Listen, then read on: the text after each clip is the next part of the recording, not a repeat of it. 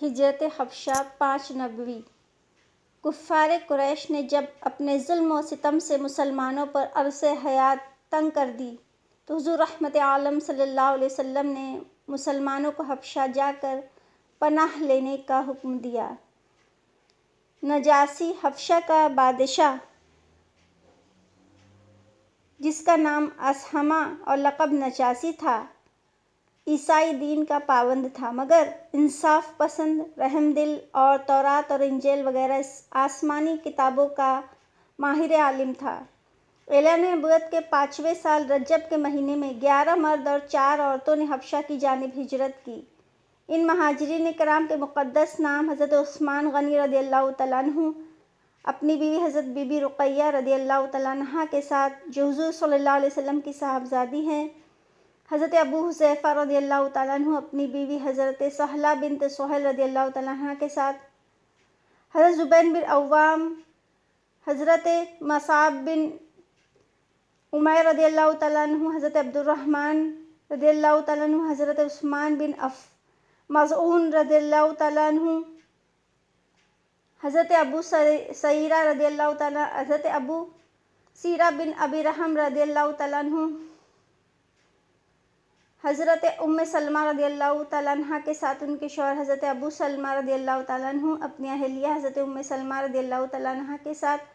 حضرت سہیل بن بیضہ رضی اللہ تعالیٰ عنہ اور حضرت عبداللہ بن مسعود رضی اللہ تعالیٰ عنہ، یہ افراد حبشہ کی طرف روانہ ہوئے۔ کفار قریش کو جب ان لوگوں کی ہجرت کا پتہ چلا تو ان ظالموں نے ان لوگوں کی گرفتاری کے لیے ان کا تعاقب کیا، لیکن لوگ کشتی پر سوار ہو کر روانہ ہو چکے تھے، اس لیے کفار ناکام رہے۔ یہ مہاجرین کا قافلہ حبشہ کی سرزمین میں اتر کر امن و امان کے ساتھ خدا کی عبادت میں مصروف ہو گیا۔ چند دنوں کے بعد ناگہاں خبر پھیل گئی کہ کفار مکہ مسلمان ہو گئے۔ یہ خبر سن کر چند لوگ حبشہ کی طرف لوٹ گئے مگر یہاں